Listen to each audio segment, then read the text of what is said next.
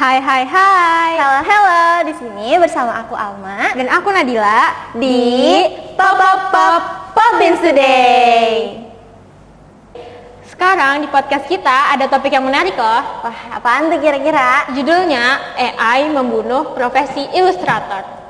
Emangnya ada apa sih sama AI? Karena ya setahu aku pada saat AI baru-baru di launching ini kayak bener-bener ngebantu banget tahu. Jadi gini Mak, kemarin aku lihat kalau ada brand besar yang dia tuh bikin iklan buat produknya itu pakai AI. Jadi para desainer, ilustrator gitu tuh kayak merasa tersinggung. Tersinggung kayak wajar nggak sih? Soalnya mereka itu kan brand-brandnya udah besar ya. Emangnya mereka nggak punya ini sendiri apa, tim kreatifnya sendiri? Ya yang namanya brand itu pasti nyari untung dong ya. AI kan diaksesnya tuh cepet, terus gampang juga kan dicari di web mana-mana tuh ada. Iya juga sih. Nah, kita tadi udah sedikit-sedikit nge-spill topik tentang AI ini. Jadi kita lanjut aja buat pembahasan berikutnya. Oke, kita bahas dari sejarah singkat AI ini dulu ya. Konsep AI sebenarnya udah ada sejak zaman mitologi Yunani kuno. Tapi AI ini baru diperkenalkan pada tahun 1995 oleh John McCarthy di konferensi Dartmouth. Konferensi ini menjadi titik fokus dalam sejarah perkembangan AI ini. Pada tahun 2000-an, perkembangan AI mengalami kemajuan dengan kemajuan teknologi komputer dan perkembangan algoritmanya. Lalu barulah di tahun 2022 peluncuran chatbot ChatGPT, tahu kan? Tahu. Memperkenalkan AI generatif yang sekarang tuh familiar sama generasi kita. Kalau di tahun 2022 ya, berarti sekitar 2 tahun sampai 3 tahun belakangan ini dong.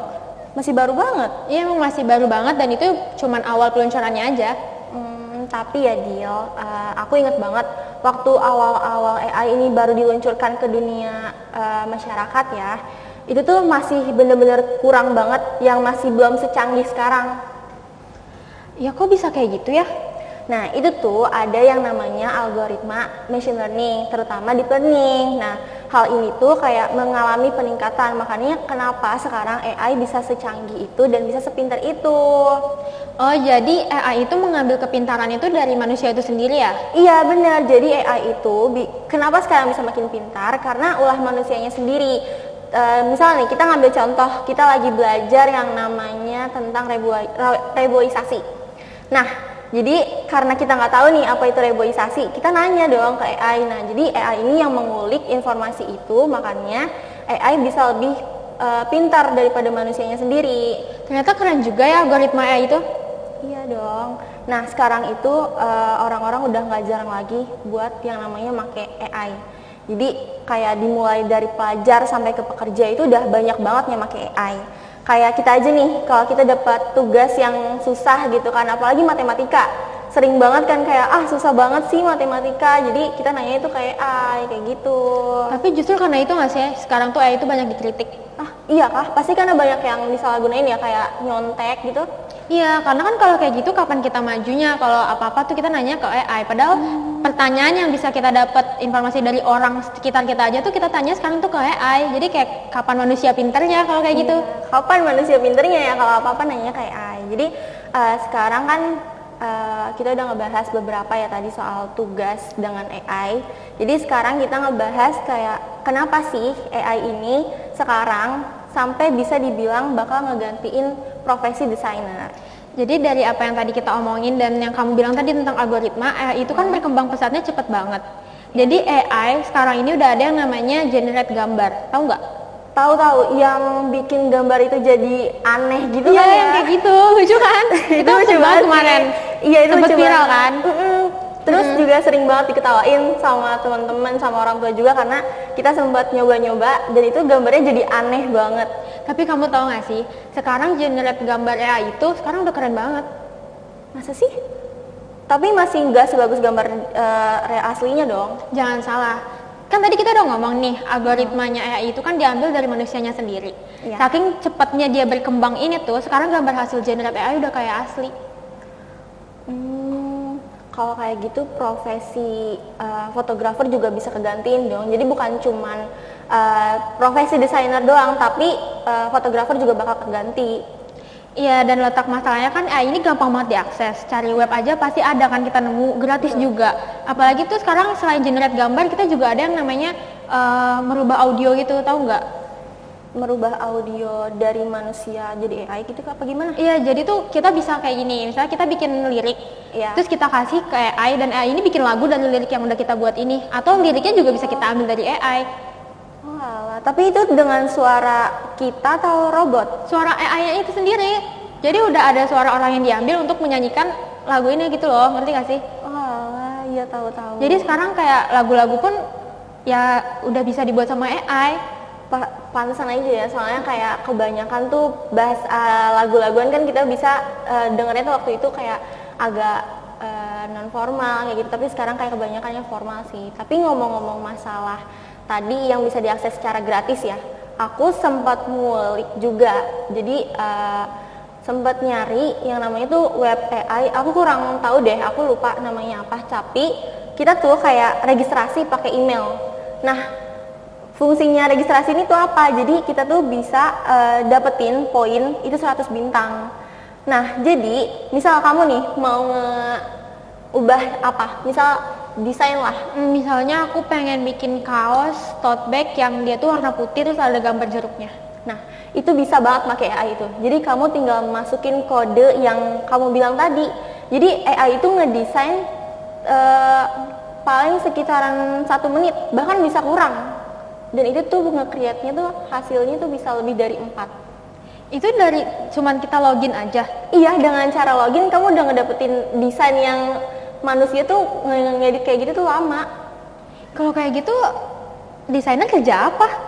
Nah, itu justru kayak sekarang tuh karena AI udah bener-bener makin tinggi banget ya, udah makin canggih banget, apalagi nanti kita belum tahu nih di masa depan itu AI bakal bekerjanya seperti apa.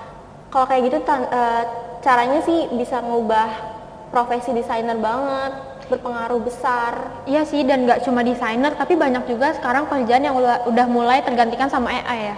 Iya, bukannya untung tapi malahnya rugi. Karena kebanyakan tuh AI ngambil profesi desainer yang bener-bener gila-gilaan banget. Nah, aku mau tahu dong Dil, dampak-dampak negatif dari AI ini buat para desainer pemula itu kayak gimana sih? Jadi yang pertama pastinya penggunaan AI ini akan sangat mengurangi profesionalisme dalam dunia desain. Secara yang kita tahu kalau AI itu menggunakan algoritma di mana dia mengambil kepintarannya itu, sumber-sumbernya itu kan dari manusia ya. Iya, betul. Dan banyak sumbernya itu diambil sama AI ini tanpa izin. Dan aku pernah nemu AI yang menggunakan ilustrasi dari beberapa karya ilustrator tanpa sepengetahuan mereka, dan karya yang digunain itu bisa kemiripannya itu bisa 80%. Kalau misalnya kayak gitu sama aja kayak menjiplak dong karya Bener orang, banget. apalagi sampai 80% ya Iya. tadi.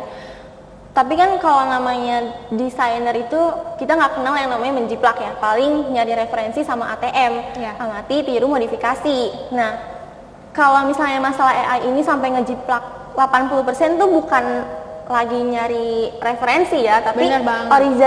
originality dari si yang ngebikinnya ini juga harus ditanyain banget, dan itu tuh bakal susah banget sih buat dapetin hak ciptanya itu kayak gimana. Bener banget, dan dengan menggunakan AI ini nggak cuma merugikan pengguna AI-nya aja, karena kan yang pengguna AI-nya ini kan nggak tahu kan kalau itu karya orang, terus dia pakai gitu aja kan pasti bakal dia yang kena masalah.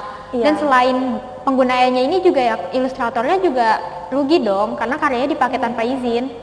Sedih juga sih ya kalau kayak gitu, karena kan kita udah benar-benar capek banget ya belajar bertahun-tahun tuh buat nyeimbangin semuanya itu susah banget, apalagi kalau misalnya kita masuk kuliah di jurusan seni FSRD itu tuh biayanya nggak murah, pasti mahal banget. Bener banget, apalagi kalau udah praktek kita harus beli banyak barang bahan kayak gitu yang harganya juga nggak murah.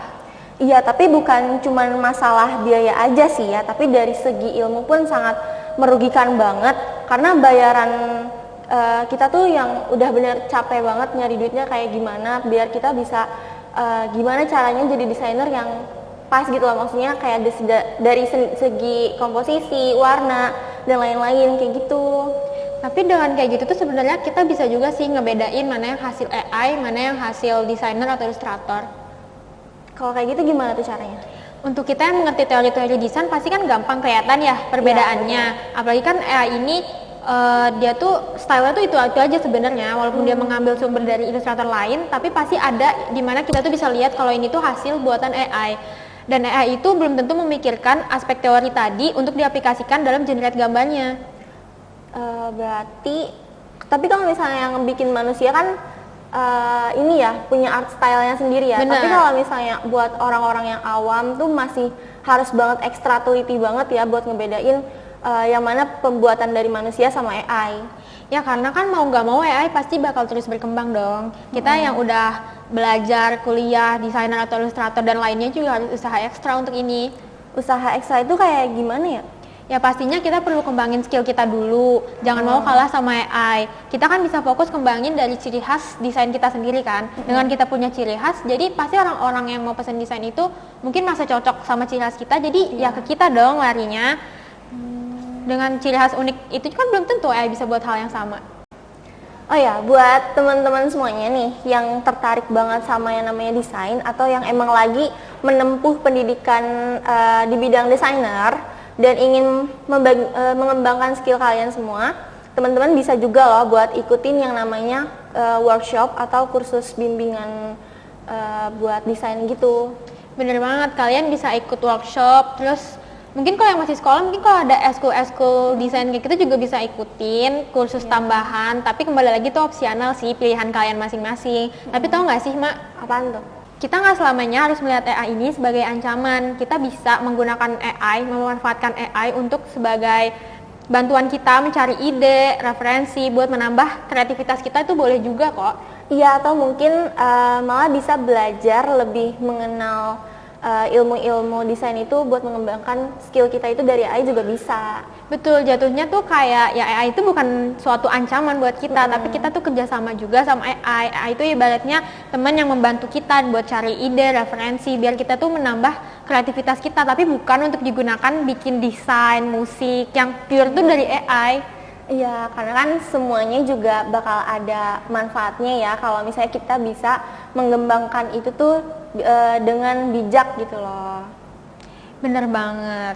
Oke, udah nggak kerasa banget ya waktu kita ngobrol-ngobrol tadi tuh udah lama banget.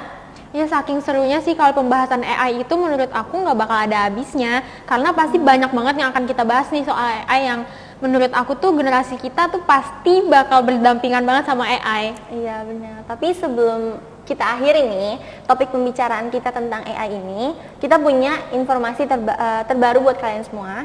Apaan tuh? Semuanya diam, kita ada informasi nih. PPDB SMK PRG 1 Tangerang telah dibuka. Ayo daftarkan sekarang. Jangan lupa daftar jurusan DKV ya. Informasi selanjutnya ada di description box. See you. Dadah.